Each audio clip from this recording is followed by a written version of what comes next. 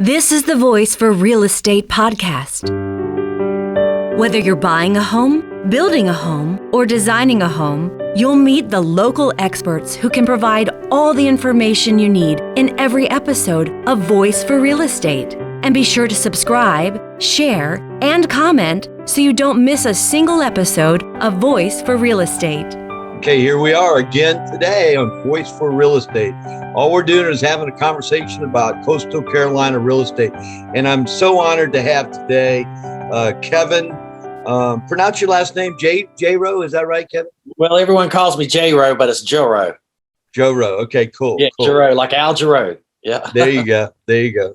Hey, especially our coast nowadays, you don't get a chance to talk to somebody that actually was born along the Carolina coast. So I want everybody to get to know you a little bit more before we talk about real estate.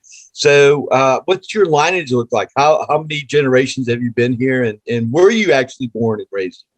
I was, yes. My family, my dad's family, they came here about 1790. There was a census that said that the grandfather was 50 years old and born in Georgetown. So that drops us down to 1740 that he was born. And and between my dad's family and my mom's family, we've been right here on the South Carolina and just across the border into the North Carolina coast for many, many, many years.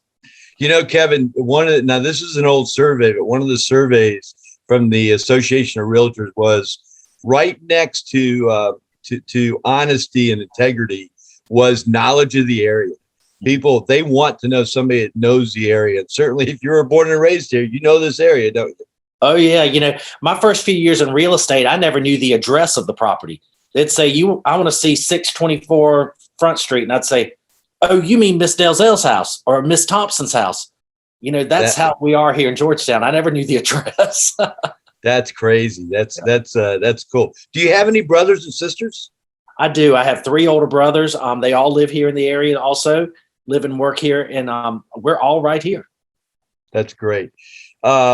I got to tell everybody one of the reasons, not only have I liked dealing with you, Kevin, but you were on the first, you're on the list that we published in a recent Mount Pleasant magazine for Georgetown. You sold and listed, I might add, the most expensive house in the historic district. That's got to be an honor, especially since you grew up there, right?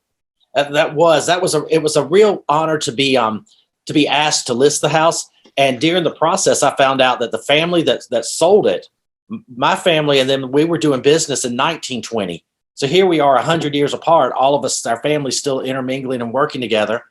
And the house was a very interesting structure. It had never been out of the family since roughly 1876. And prior to that, it was in one family since 1773. Wow, that's great.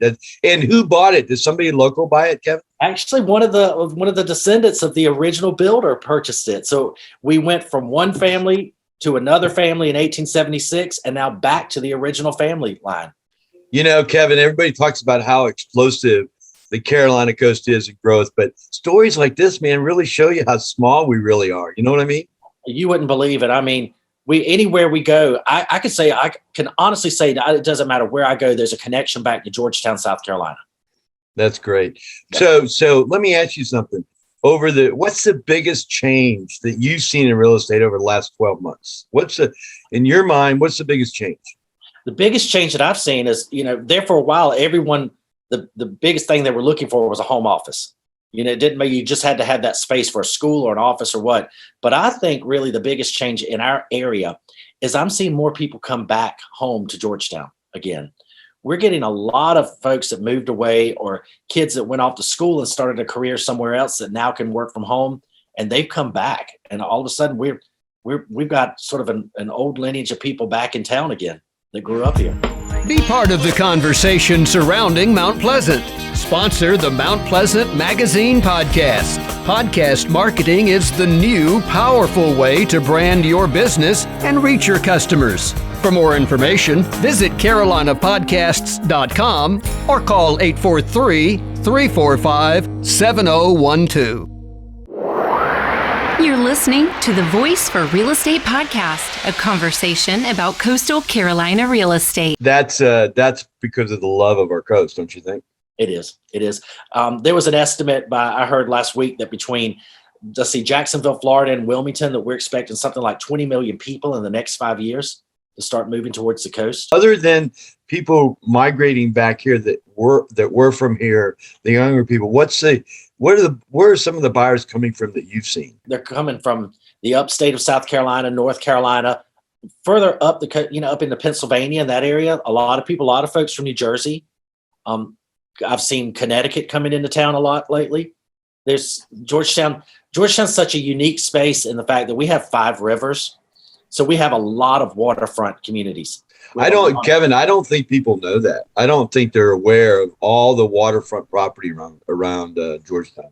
Well, Georgetown County is a large county, and Georgetown County includes Murrells Inlet, Pawleys Island, Litchfield Beaches, plus the 5 rivers, Andrews, all these areas, these little pockets everywhere that have waterfront communities. You and I talked yesterday briefly, and we talked about, Beaufort's historic district, Beaufort, South Carolina. Of course, Charleston has a strong historic district. And I'm talking to you, you know intimately the historic district of Georgetown. What makes it a great investment? What makes it a great investment is in a good way, it's been undiscovered. So right now I see it's just completely on an upswing. We have when I talk about just the historic district, we have a great inventory of 18th century structures, and we have a waiting list right now of people trying to get into these houses. Georgetown originally started about 1729 as a port of entry. By 1732, we were a city. It all came about from taxation from the British. So we became these 2 ports of entry for taxation reasons, Beaufort and Georgetown. We can thank the British for Georgetown. We sure can. I mean, actually, we can thank the British for a lot of things, right? Hey, let me ask you something, Kevin. Tell us a little bit about what you do on the review board. What is that about? Is that an elected position, and what exactly does your committee do? We have a nationally recognized historic district. So we have National Register of Historic Places. The entire district is in, which is we're a small town, about a 5-foot square block of property. And the Architectural Review Board, our task is to maintain the integrity of the district, maintain historic homes from the exterior. We do not do the interior, but the exterior, we want to see wood for wood, like for like, restoration of historic windows, pretty much as it is, the structures. But we do, I'm a big believer in building relevant architecture. So anytime that there's a lot that does come available that someone can build a home on, I feel like it should match the integrity of what's been here since 1732. And do the other members of your committee agree with that? They do. Yeah, we have a really great committee. I tell people constantly, we're probably the most relaxed HOA that there is, because our guidelines are set by the National Trust and by the National Guidelines for Historic Preservation. So we have something there that's not just personal taste to follow. We have something that makes a lot of sense, Kevin. How long has that been in existence, and how long have you been in that position? It came into existence about 1972. Okay. And I've been on the board for probably going on about 10 years now. And I've been the chair, the co-chair. I'm actually the co-chair right now, and just enjoy protecting the integrity of our district. So does that mean you'll be chairman next year, or you've already been chairman? Well, no, I was chairman last year, so it's really funny. Okay. The co-chair and I, we've kind of switched positions back and forth. We volleyed back and forth quite a lot with that. Well, I know from talking to you, your passion is that downtown district. You know what's unique too, Kevin, is when I talk to other realtors, whether it's in Pawleys Island or elsewhere, when I talk about, hey, who do I need to talk to or interview about the historic district? Seamlessly, everybody mentions your name. So you built a great reputation for that district amongst your peers. That's a wonderful thing, is it not? Well, that's very kind. I'm from the day coming back home, it was when social media really started kicking in. And by doing these little conversations about the town and telling people about historic properties and promoting the town and elevating it, I think that really helped. I do believe Georgetown is heaven on earth. That's awesome.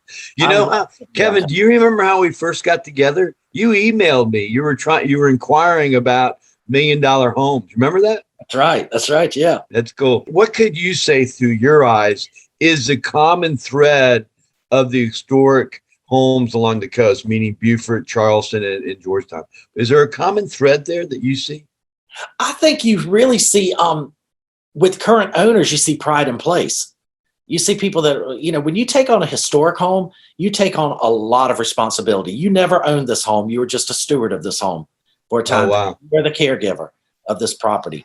And like anytime someone moves into Georgetown, the first thing I tell them is you have to be on the tour of homes and you have to be on the Christmas tour, because people want to see and they want to hear the history and they want to hear the stories and they want to hear the folklore and everything that makes up what I feel like is the integrity of Georgetown. People do want to know that. And that's the same in Charleston, Beaufort, everywhere. That's a great observation, Kevin. And I think you're spot on for sure. So if somebody buys a house, not just moves there, but if somebody buys a house in the historic district, you must be a big advocate to get them involved with these different tours and stuff as well, right?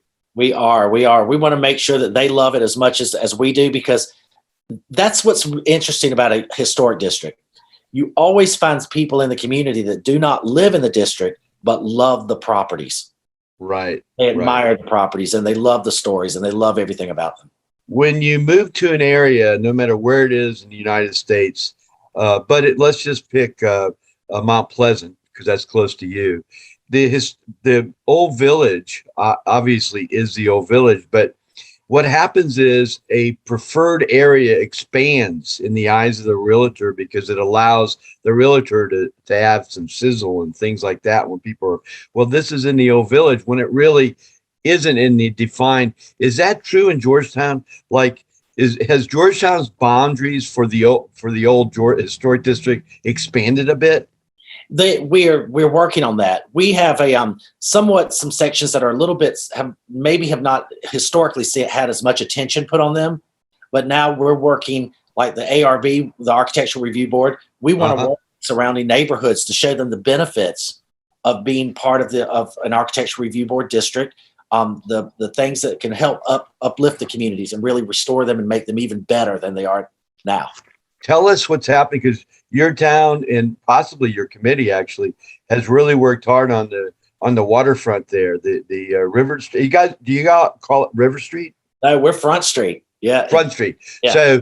So tell us about the Front Street, so the folks that are listening and or viewing this can get a better understanding of what that Front Street's like. Yeah, about 1988, we went into a streetscape project, which then put a harbor walk around, which runs 3 blocks of our historic district, and hopefully soon going to be expanded to connect even more sections.